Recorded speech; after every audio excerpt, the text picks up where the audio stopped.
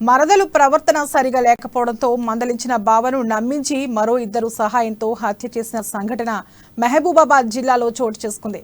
మహబూబాబాద్ డోర్నకల్ శివారు సిగ్నల్ తండాకు చెందిన బానోదు రాజు తన తమ్ముడు గోపి 6 సంవత్సరాల క్రితం చనిపోవడంతో మరదలు సుభద్రను తన కోరికను తీర్చమని ఒత్తిడి తెస్తున్నాడని సమాచారం. ఇదే క్రమంలో మరదలి ప్రవర్తన సక్రమంగా లేకపోవడం మరదలిని అనేక మార్లు మందలించాడు. దీంతో విసుగు చెందిన సుభద్ర బావను హత్య చేయాలని పథకం ప్రకారం మున్నేరు వాగు సమీపంలోకి తీసుకువెళ్లి ఈ నెల 2న మరో ఇద్దరి సహకారంతో బండరాళ్లతో కొట్టి చంపివేసింది. తర్వాత ఏమీ తెలియనట్లుగా ఇంటికి వెళ్లింది. ఈ నెల 7న మృతదేహం బయటపడడంతో గ్రామస్తులకు అనుమానం రావడంతో మరదలను నిలదీశారు. ఆమె జరిగిన విషయాన్ని ఒప్పుకోవడంతో చెప్పులు దండలు వేసి ఊరేగించి పోలీసులకు అప్పగించారు. కేసు నమోదు చేసిన పోలీసులు దర్యాప్తు చేపట్టారు.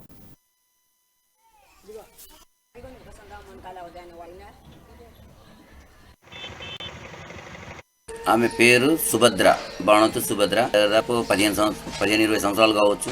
ఆమెకు 2 పిల్లలు సంతానం, ఒక బాబు ఒక పాప. వాళ్ళు హాస్టల్లో చదువుకుంటున్న హాస్టల్లో అనాథ హాస్టల్లో చేర్పించడం జరిగింది.